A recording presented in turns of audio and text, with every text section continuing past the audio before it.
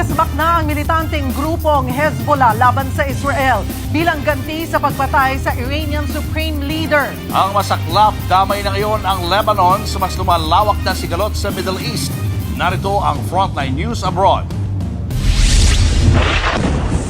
Sa pulsa video ang pagtama ng Israeli airstrike sa Nabatia, Lebanon. Ang pag-ataking yan nangyari malapit lang sa eskwelahan.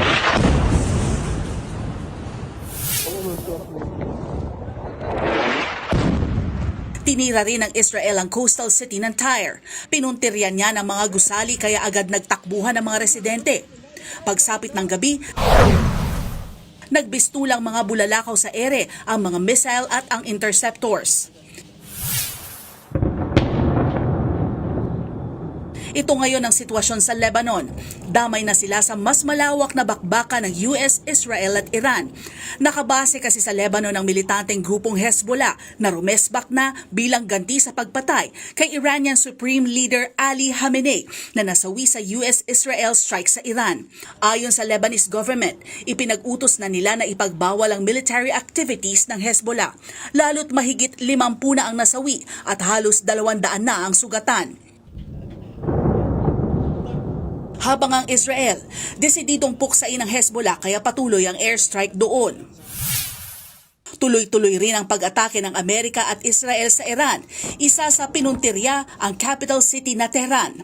Naglabas pa nga ang US Central Command ng bagong video sa pag-atake nila sa Iran. Base sa ulat, tinamaan sa airstrike ang Natanz nuclear facility ng Iran. Wala pang kumpirmasyon dyan ng Iranian officials.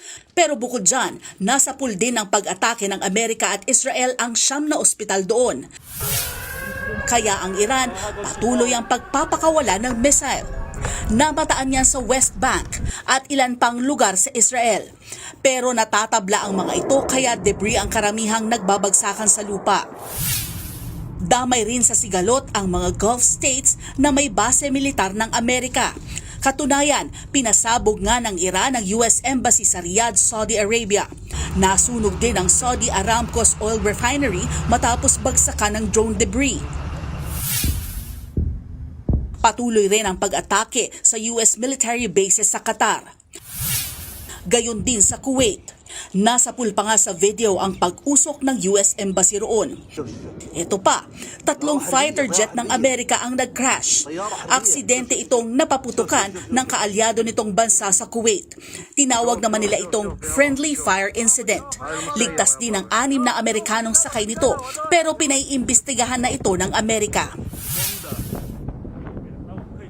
Dahil sa patuloy na pag-atake ng Iran, nag-abiso na ang US State Department na umuwi na ang mga Amerikanong non-emergency staff mula Bahrain, Jordan at Iraq.